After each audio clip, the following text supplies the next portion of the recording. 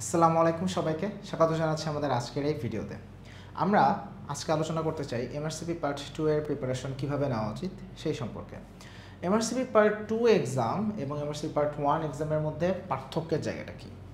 So basic কথা হচ্ছে, যখন আমরা এমআরসিপি পার্ট 1 এক্সাম দিই, এখানে আমাদেরকে সাধারণত বেসিক নলেজ সেটাকে আসলে ওরা যাচাই করতে চায়।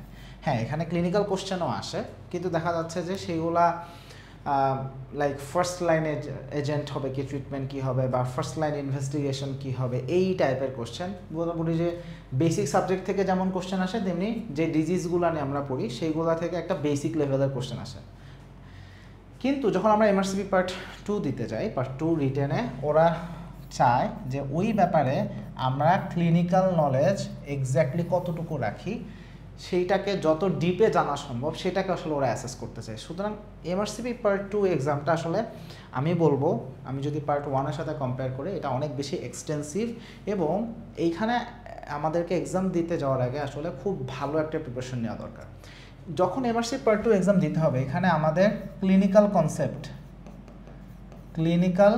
কনসেপ্ট আসলে 100-এ 100 হতে হবে।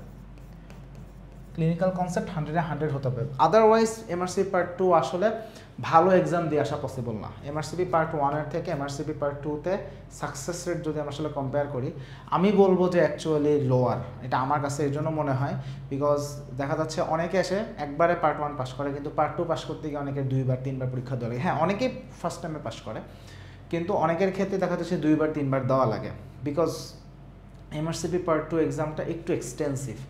সো কীভাবে আসলে প্রিপারেশন নেওয়া উচিত, অপটিমাম এক্সাম প্রিপারেশন নেওয়া উচিত। সো যে কোনো এক্সাম দেওয়ার আগে আমি সবসময় আগে বলি যে ফার্স্ট অফ অল থিওরিটা খুব ভালো করে জানতে হবে। এখন এমআরসিপি পার্ট 2 এর জন্য থিওরি কোথা থেকে পড়বো? এমআরসিপি পার্ট 1 এর জন্য আমরা যে থিওরি পড়ছি, সেই থিওরির অ্যারাউন্ড 65% আমি বলবো এইখানে কাজে লাগে। তার মানে আগে আমরা যা পড়ছি এমআরসিপি পার্ট 1-এ, সেম পড়াটা অ্যাবাউট 65% আমার কাজে লাগবে, কিন্তু আমার এখানে আরও অনেক কিছু নতুন আমাকে জানতে হবে। যেমন এমআরসিপি পার্ট 1-এর সময় আমরা হয়তো বা জাস্ট ফার্স্ট লাইন ট্রিটমেন্ট কি খালি সে নামগুলো জেনে আসে, কিন্তু এখন আমাকে জানতে হবে সেকেন্ড লাইন ট্রিটমেন্ট কি, থার্ড লাইন ট্রিটমেন্ট কি, বা কিছু স্পেসিফিক কন্ডিশনে বা কিছু রেয়ার অকেশনসে আমাকে কি করতে হবে, সেই জিনিসগুলো আমাকে জানতে হবে। বেসিক কথা হচ্ছে, মেডিসিনের বিভিন্ন রকম আমরা যে ক্রিটিক্যাল সিচুয়েশন দেখি বা খুব রেয়ার কিছু ইনসিডেন্ট দেখি, ওই মোমেন্টে কী করতে হবে, ওইখানে কি হইতে পারে, এই টাইপের কোশ্চেনগুলো বেশি আসে। তাহলে এই থিওরি আমরা আসলে কোথায় পাবো? সো এইখানে আমার নিজের প্র্যাকটিক্যাল এক্সপিরিয়েন্স হচ্ছে, আমাদের যে অক্সফোর্ড হ্যান্ডবুক আছে, অক্সফোর্ড হ্যান্ডবুক, এটা অক্সফোর্ড হ্যান্ডবুক অফ ক্লিনিক্যাল মেডিসিনের কথা আমি বলছি না, বরং আমি বলছি প্রত্যেকটা স্পেশালিটির আন্ডারে এক একটা করে অক্সফোর্ড হ্যান্ডবুক থাকে। যেমন Oxford handbook of endocrinology, Oxford handbook of rheumatology, Oxford handbook of cardiology, এইরকম এই অক্সফোর্ড হ্যান্ডবুক অফ পার্টিকুলার যে স্পেশালিটি যেগুলো আছে, এইখানে আমাদের টপিকের যেই টপিকগুলো থেকে আসলে কোশ্চেন আসে, ওই টপিকগুলো এখান থেকে পড়তে হবে। এইখানে মোটামুটি অলমোস্ট এভরিথিং কভার হয়ে যায়। আর সেই সাথে আরেকটা জিনিস লাগবে, সেটা হচ্ছে ট্রিটমেন্ট প্রোটোকল। আমাদেরকে অবশ্যই আপডেটেড ট্রিটমেন্ট প্রোটোকল জানতে হবে, এবং কাদের ট্রিটমেন্ট প্রোটোকল জানতে হবে সেটা হচ্ছে NHS যেটা ফলো করে।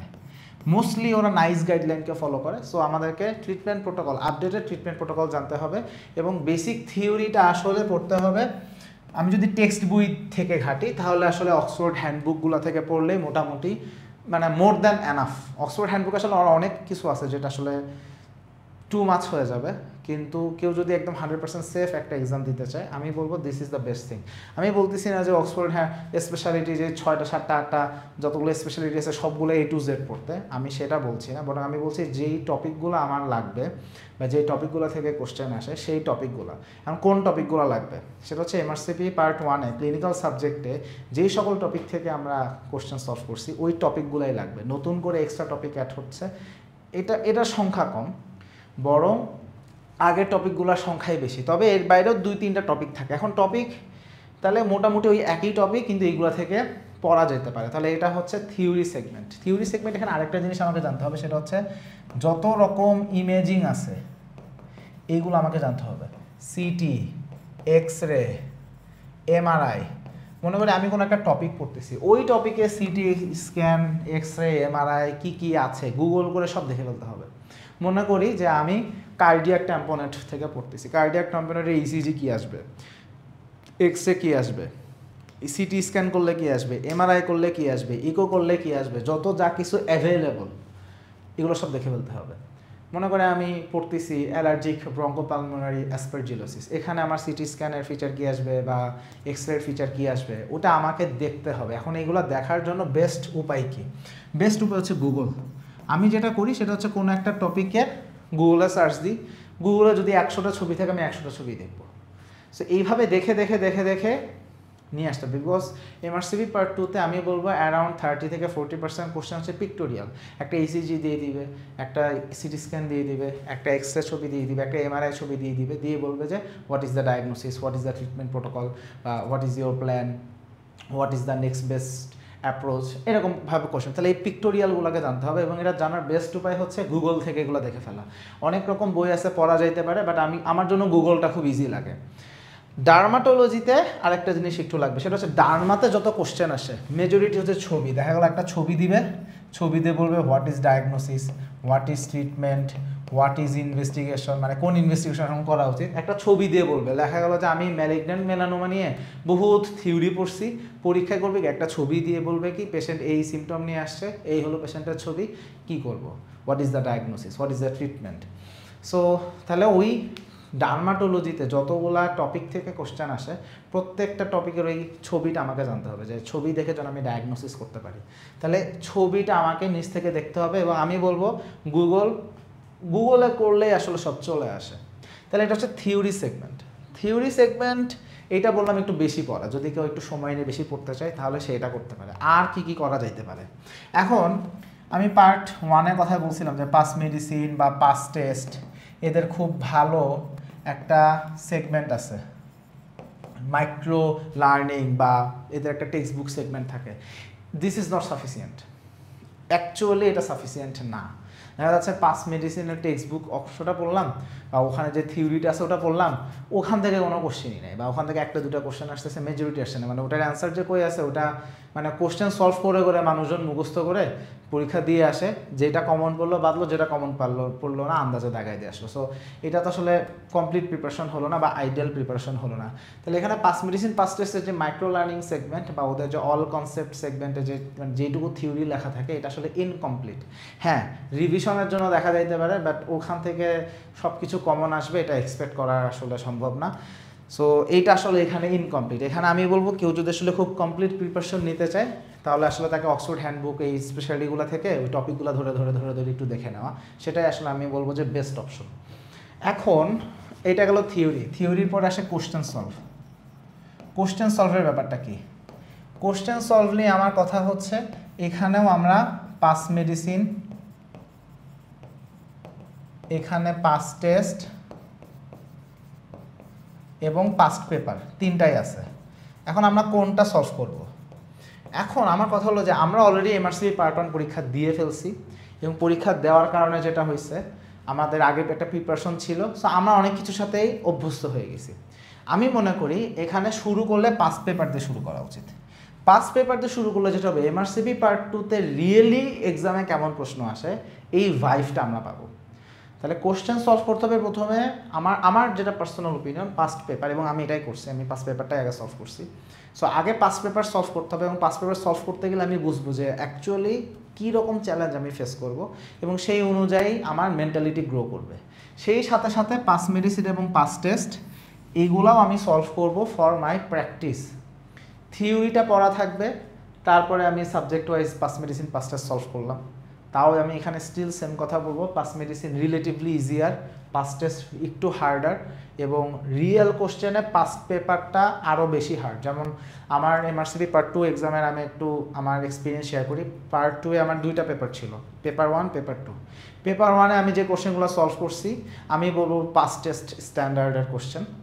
পেপার 2-তে যে যখন আমি অ্যান্সার করতে গেছি আমি আসলে মেলাইতে পারতেছি না যে এত হার্ড কোশ্চেন করছে, এবং মানে হার্ড কোশ্চেন বলতে এত কনফিউজিং অপশনগুলো ছিল যে আমি টপিক বুঝতেছি বাট অপশন দিয়ে জিনিসটাকে কনফিউজিং হয়েছে, কোন অপশনটা দাগাবো আমি ভেরি মাচ কনফিউজড। সো এইখানে আমার পরে মনে হয়েছে যে আসলে পাস টেস্টের সাথেও ম্যাচ করে না, পাস টেস্টের থেকেও হার্ডার। তাহলে এমআরসিপি পার্ট 2 অ্যাকচুয়ালি অনেক বেশি হার্ড এমআরসিপি পার্ট 1-এর সাথে যদি কম্পেয়ার করি।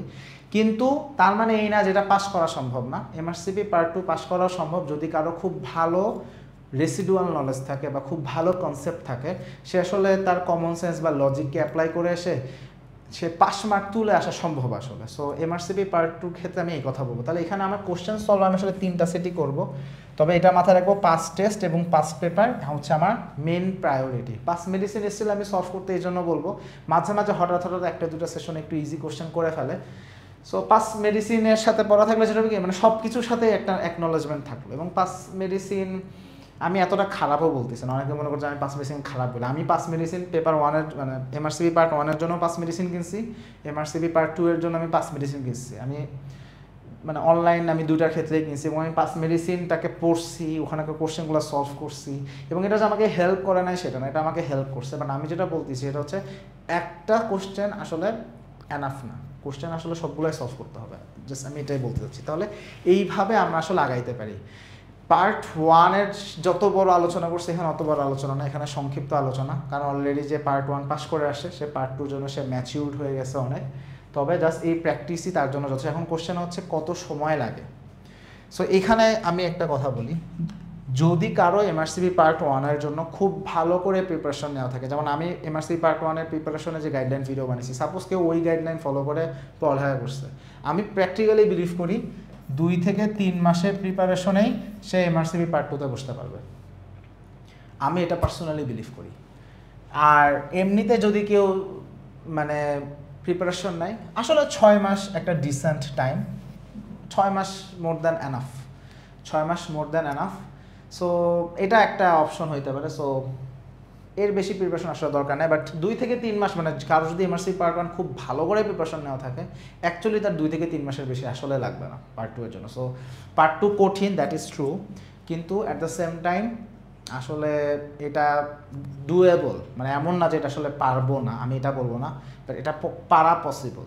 এখন এখানে আমি কিছু এক্সট্রা একটু কথা বলি, সেটা হচ্ছে কখন পার্ট 2 এক্সাম দেওয়া উচিত। আমার পার্সোনাল ওপিনিয়ন হচ্ছে এমআরসিপি পার্ট 1 পাস করার পরে অ্যাজ আর্লি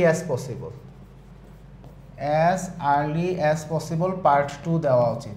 কারণ হচ্ছে এমআরসি পার্ট 1 যখন আমি পাস করছি ততক্ষণে তো আমার পড়াটা মাথায় আছে। আমি যদি একটা লম্বা গ্যাপ নিয়ে ফেলি অনেক কিছু আমরা ভুলে যাব, তখন আবার নতুন করে পড়তে গিয়ে সময় লাগবে। কিন্তু যদি এমনই থাকে যে এমআরসি পার্ট 1 পরীক্ষা দিছি, ভেরি মাচ কনফিডেন্ট যে আমার হয়ে যাবে ইনশাআল্লাহ, তাহলে তখন থেকে পড়া শুরু করে দেওয়া উচিত। বা ঠিক আছে একটু মনের মধ্যে কনফিউশন আছে, হইতে পারে নাও হইতে পারে, প্লাস মাইনাস 50-50 চান্স, তাহলে রেজাল্ট পর্যন্ত ওয়েট করি। বাট রেজাল্ট হয়ে গেলে তখনই এমআরসি পার্ট 2 জন্য প্রিপারেশন নেওয়া শুরু করা উচিত। এবং মানে অ্যাজ আর্লি অ্যাজ পসিবল, যদি মনে করি যে একটা এভারেজ 4 থেকে 6 মাসের টাইম ফ্রেম হিসাব রেখে পরীক্ষা আসলে অ্যাপিয়ার করা উচিত। আমি নিজে 1 বছর পরে পরীক্ষা দিছি। আমি এমআরসিপি পার্ট 1 পাস করছিলাম হচ্ছে 2024-এর এপ্রিলে আমি পাস করছি। আর আমি এমআরসিপি পার্ট 2 দিছি 2025-এর মার্চে।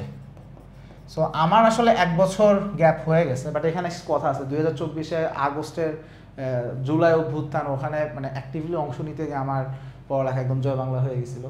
সো ওখানে আমার অনেক টাইম চলে গেছে। সো আমি চাইছিলাম সেপ্টেম্বরে পরীক্ষা দিতে, বাট জুলাইতে মানে অ্যাক্টিভলি পার্টিসিপেট করতে গিয়ে আমি আর পড়তে পারি নাই। এবং পরবর্তীতে মানে পড়ার ভাইব আসতে আসতেই আমার লাইক নভেম্বর চলে আসছে। সো নভেম্বরের পরে একটু পড়বো একটা মনের মধ্যে ভাইব আসে, আমার প্রিপারেশন নিতে দেরি হয়েছে। বাট অ্যাকচুয়ালি আমি মনে করি যে যদি 6 মাসের মধ্যে দেওয়া যায় খুবই বেস্ট, এবং এটা অ্যাকচুয়ালি পসিবল। অনেকে টাকার একটা হিসাব করে।